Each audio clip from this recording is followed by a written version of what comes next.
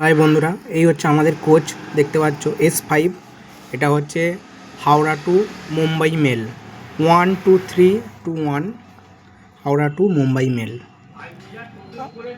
আমাদের হচ্ছে S6 আমাদের কোচ স্লিপার, যার ভাড়া প্রয়াগরাজ পর্যন্ত 460 টাকা করে জনপ্রতি।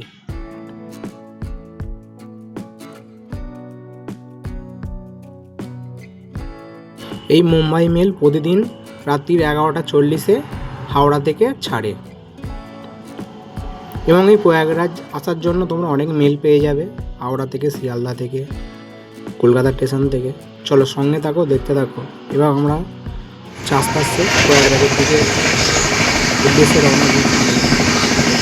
খুবই সুন্দর প্রকৃতি দেখতে দেখতে আমরা ওখানে মধ্যে প্রয়াগরাজ চলে আসবো। এই হচ্ছে প্রয়াগরাজ চৌকি স্টেশন। আরটা তোমাদের কাছে বলে রাখি, ইনফরমেশান দিয়ে রাখি, প্রয়াগরাজে মোট 9খানা রেলওয়ে স্টেশন রয়েছে। তাই তোমরা ভুল করে কোন স্টেশনে কাটছো অন্তত ভালো করে লোকেশান চেক করে নিও। এই প্রয়াগরাজ প্রয়াগরাজে মোট 9খানা রেলওয়ে স্টেশন আছে। এই প্রয়াগরাজ থেকে তুমি ভারতবর্ষের যে কোনো জায়গায় যেতে পারো। তাই প্রয়াগরাজে অনেকগুলো স্টেশন আছে। টিকিট কাটার আগে ভালো করে একটু চেক করে নিও লোকেশান। আমরা স্টেশন থেকে অটো ধরে আমরা এই যমুনা নদী পার করে আমরা চলে আসছি এলাহাবাদ। যে তোমরা প্রয়াগরাজ যে প্রয়াগরাজ যে ত্রিবেণী যে সঙ্গম রয়েছে সেটা হচ্ছে এলাহাবাদ। আর ঠিক আছে, যে মেন শহর এলাহাবাদে সব কিছু রয়েছে। বড় হনুমানজির মন্দির, সাউথ ইন্ডিয়ান মন্দির, যা ঘোরার জায়গা, এলাহাবাদ মিউজিয়াম যাবতীয় রয়েছে এলাহাবাদ। আর এলাহাবাদেই রয়েছে প্রয়াগরাজ, ঠিক আছে, এই ত্রিবেণী সঙ্গমস্থল। আমরা এলাহাবাদে এসে ভারত সেবাশ্রমে ছিলাম 3 দিন। কেন, যা হোটেলের পরিস্থিতি দেখলাম, রুম ভালো নয়, অথচ ভাড়া অনেক, আর এবং পুরো স্ক্যাম চলছে। তাই আমরা খুব ভেবেচিন্তে এই ভারত সেবাশ্রমে আসলাম। এখানে সবসময় রুম অ্যাভেলেবেল পাওয়া যায় এবং মোটামুটি পরিষ্কার পরিচ্ছন্ন, ভালো, খুব সুন্দর পরিবেশ। দেখতে পাচ্ছ পরিষ্কার ঝকঝকে, আগেকার মতন আর সময় নেই, এখন সবসময় পরিষ্কার পরিচ্ছন্ন ব্যাপার রয়েছে ভারত সেবাশ্রম। এবং এখানে নিরামিষ খাওয়া দাওয়ার ব্যবস্থা রয়েছে 50 টাকার বিনিময়ে। তোমরা এখান থেকেও খেতে পারো এবং বাইরে থেকেও খাওয়া দাওয়া করে নিতে পারো, কোনো অসুবিধা নেই। তাই আমার যারা ভিডিও দেখছো বা যারা এই প্রয়াগরাজে ঘুরতে আসতে চাইছো তাদেরকে আমি বলতে, তোমরা হোটেলও নিতে পারো, অসুবিধা কিছু নেই, বা এই ভারত সেবাশ্রমে থাকতে পারো। আমরা প্রথম দিনকে যেহেতু আমাদের বিকাল হয়ে গেছিলো তাই প্রথম দিনকেই ঘুরতে বেরিয়ে পড়েছিলাম। এখন যেহেতু মাঘ মেলা চলছিল এই সময়টা, তাই এখানে অনেক বড় এরিয়াতে মেলা বসেছে, দেখতে পাচ্ছ সামনেই। এই মেলাতেই ঘুরতে এসেছি প্রথম দিনকে আমরা প্রয়াগরাজে এসে। আর তোমাদের কাছে ক্ষমা প্রার্থী, কেন ভিডিওটা ছাড়তে আমার লেট হয়ে গেল। এই প্রয়াগরাজ থেকে আসার পর এত হারে শরীর খারাপ হয়ে গেছিলো যে এডিট করে ভিডিওটা ছাড়বো তার আর উপায় ছিল না, তাই একটু লেট হয়ে গেল তোমাদের কাছে। চলো সঙ্গে থাকো, দেখতে থাকো, ভিডিওটা স্কিপ না করে সম্পূর্ণ দেখার অনুরোধ রইল। আর আমার চ্যানেলের ভিডিও ভালো লাগলে চ্যানেলটা অবশ্যই সাবস্ক্রাইব করে দিও এবং বন্ধুদের সঙ্গে শেয়ার করতে বলো না। চলো সঙ্গে থাকো, দেখতে থাকো।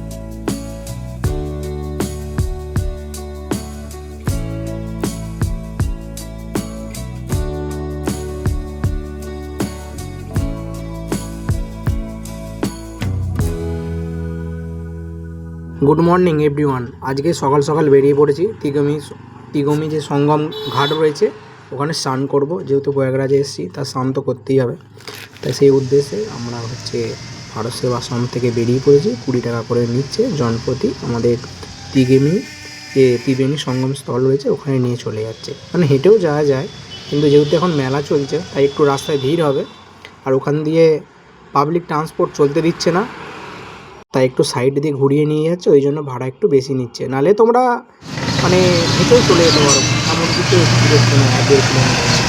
চলো, দেখতে পাচ্ছ এখন মানে আর কদিন বাকি রয়েছে মেলা শেষেরই পথে, তাও এখন কিছু রয়েছে, কিছু কেমন। চলো সঙ্গে থাকো, দেখতে থাকো, তোমাদের ঘুরিয়ে দেখাচ্ছে এই ত্রিবেণী সঙ্গম স্থল, যেটা 2025 সালে এখানে অনেক কোটি কোটি লোক হয়েছিল, যে প্রয়াগরাজের যে কুম্ভ মেলা হয়েছিল সে সবাই জানো। চলো সঙ্গে থাকো, দেখতে থাকো। বন্ধুরা, আমি প্রয়াগরাজে চলে এসেছি মাঘ মেলায় চান করতে। দেখতে পাচ্ছ 15 তারিখ পর্যন্ত মেলা ছিল, আজকে 10 তারিখ, তাই এখন ভিড়টা একটু কমই আছে।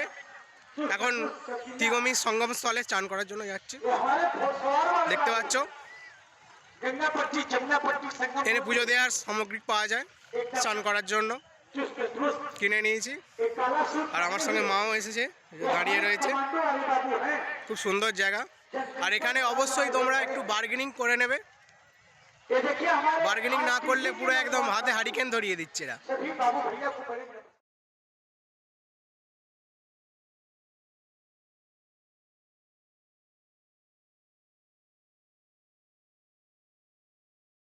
আমাদের লঞ্চে করে 50 টাকা নিচ্ছে। এখানে তিগমি যে সঙ্গম স্থল, গঙ্গা যমুনা সরস্বতী রয়েছে, সেখানে মানে একটা নৌকার সঙ্গে 8টা নৌকা রয়েছে। 2টো নৌকার মাঝখানে বাঁশ দিয়ে আর জাল দিয়ে মানে স্নান করার ব্যবস্থা করে রেখেছে, সেখানে নিয়ে যাচ্ছে স্নান করানোর জন্য।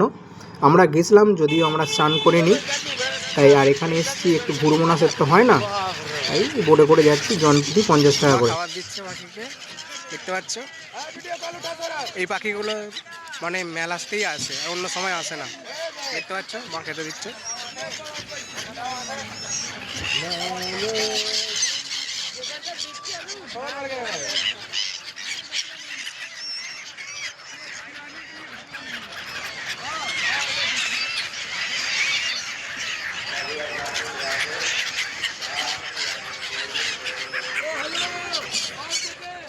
এই দেখো এরকম হাত থেকে খাবে, হাতে বাড়িয়ে দে।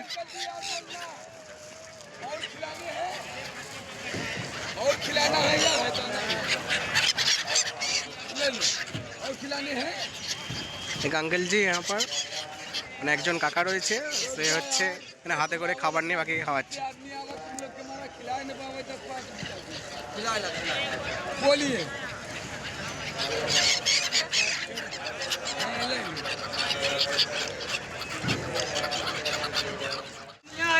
হচ্ছে এখন লাঞ্চে রয়েছি, সঙ্গম স্থলে যাচ্ছি। এখানে কত পাখি দেখতে পাচ্ছি।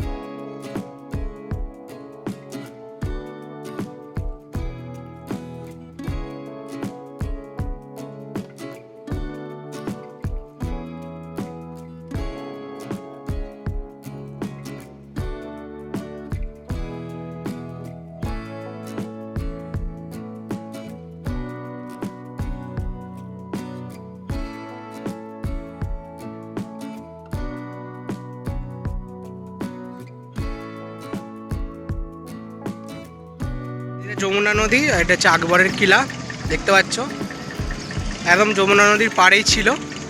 এখন এটা আর্মি বেস হয়ে গেছে, এখানে আর্মি থাকে, ভেতরে ঢুকতে দেয় না। আর এই আকবরের কিলারই পাশে একটা দুটো মন্দির আছে, চলো সেখানে দর্শন করব, তোমাদেরও করাবো, সঙ্গে নিয়ে যাচ্ছি। এই যে এটা আকবরের কিলা, এর ভেতরে একটা মন্দির আছে।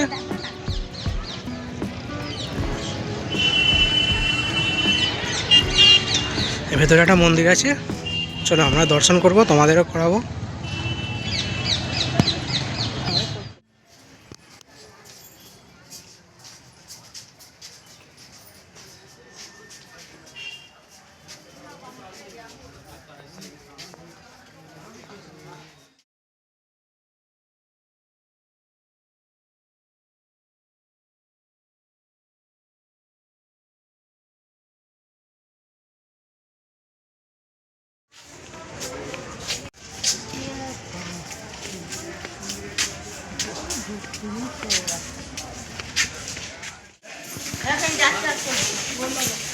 যাও,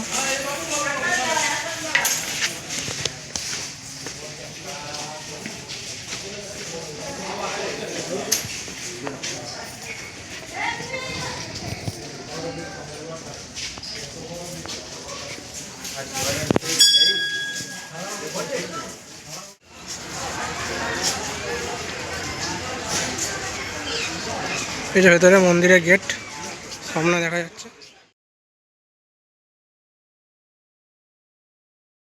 আকবরের কিলার মধ্যেই এই রাম মন্দির রয়েছে এবং পাতালে শিব মন্দির রয়েছে। পাতালে শিব মন্দিরে ভিডিও করতে দেয়নি,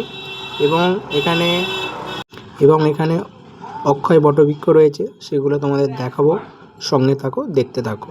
এই যে রাম মন্দির রয়েছে, রাম সীতা রয়েছে।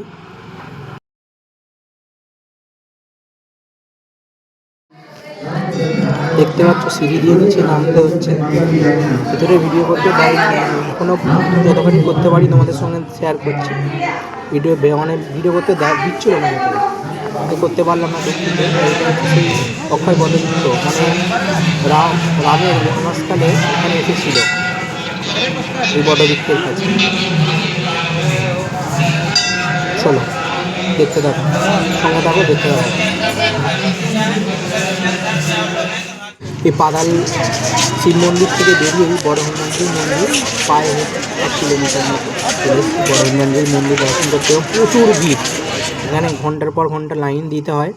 আর আজকে আবার আমাদের ভাগ্যক্রমে মঙ্গলবার, আর মঙ্গলবার মানে হনুমানজির পূজা হয়, তাই ভিড় একটু অতিরিক্তই ছিল। তোমরা এই যে বড় হনুমানজির দর্শন করে নাও। দেখতে পাচ্ছ কি না বুঝতে পারছি না, ক্যামেরা এত অসুবিধা, মানে ভিড়ের মধ্যে ঠিক ক্যামেরা করতে পারছিলাম না।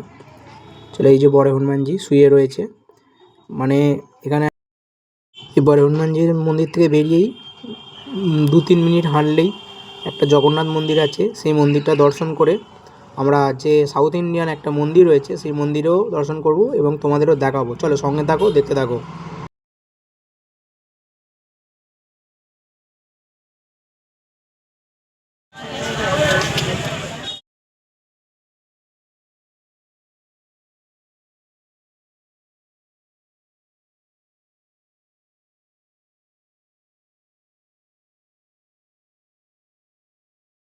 এই সামনে যে সাউথ ইন্ডিয়ান মন্দিরটা দেখতে পাচ্ছ, এর নাম হচ্ছে শঙ্কর বিনাপাম মণ্ডপম। এটা সাউথ ইন্ডিয়ান মন্দির এবং সাউথ ইন্ডিয়ান স্টাইলেই তৈরি। এই মন্দিরে 3টে ফ্লোর রয়েছে, 3টি ফ্লোরে 3টে দেবতার বিগ্রহ রয়েছে, যা আমি দর্শন করেছি, তোমাদেরও করাবো। তিব্বতী বালাজি রয়েছে, ভোলে মহেশ্বর রয়েছে, আর একটা কি দেবতা আমি ঠিক নাম জানি না। আর সাউথ ইন্ডিয়ান ভাষাতেও লেখা রয়েছে, যেটা পড়তেও পারছিলাম না। চলো, আমি দর্শন করেছি, তোমাদেরও করাচ্ছি, সঙ্গে থাকো, দেখতে থাকো।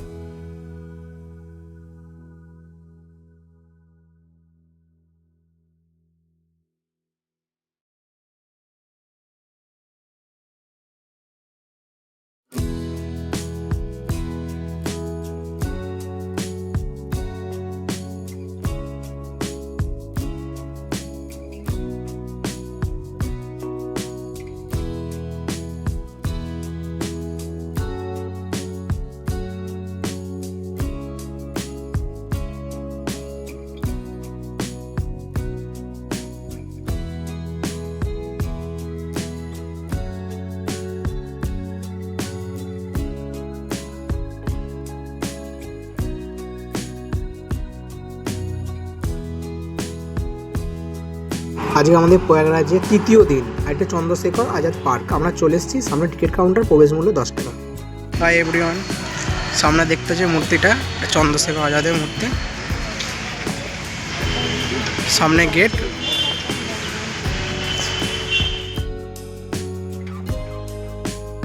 আর এলাহাবাদ যে মিউজিয়ামটা আছে, এটা চন্দ্রশেখর আজাদ পার্ক আছে, পার্কের ভেতরেই যে এলাহাবাদ মিউজিয়াম আছে। এলাহাবাদ শহর কী করে গঠন হয়েছে, কত সালে হয়েছে এবং কী কী পুরাতাত্ত্বিক বিষয় এই এলাহাবাদ থেকে পাওয়া গেছে, সেই সব কিছু সংরক্ষণ করা রয়েছে এলাহাবাদ মিউজিয়ামে। আর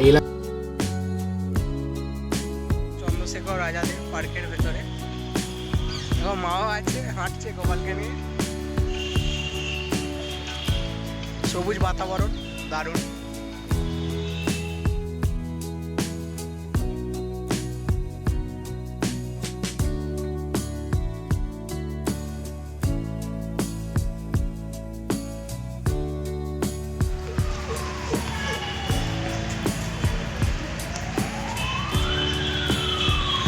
আছে এলাহাবাদ মিউজিয়াম, চন্দ্রশেখর আজাদ পার্কেরই ভেতরে 3 নম্বর গেটে এলাহাবাদ মিউজিয়াম রয়েছে। যে টিকিট কেটে নিয়েছি, দেখতে পাচ্ছ 50 টাকা করে জনপ্রতি এই টিকিট।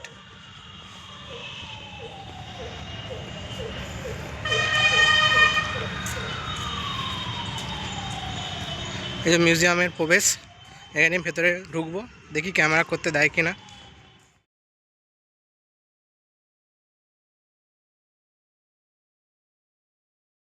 মিউজিয়ামের ভেতরে তো ক্যামেরা তো করতে দেয় না, লুকিয়ে চুপিয়ে কিছু ফুটেজ আর কিছু পিকচার তুলেছি, সেটা তোমাদের সঙ্গে শেয়ার করলাম, দেখে নাও।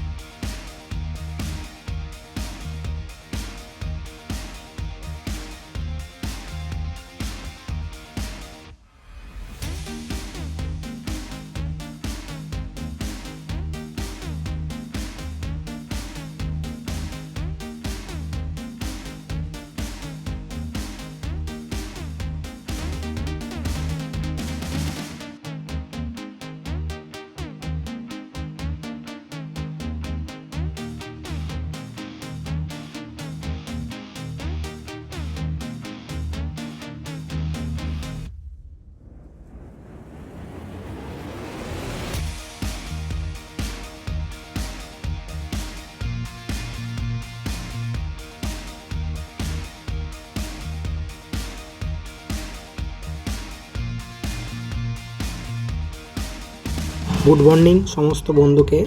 এখানেই আমাদের প্রয়াগরাজ ট্যুর শেষ হলো। এবং তোমাদের সঙ্গে দেখা হচ্ছে নেক্সট ব্লগে। ততক্ষণ সুস্থ থাকো, ভালো থাকো, টাটা বাই।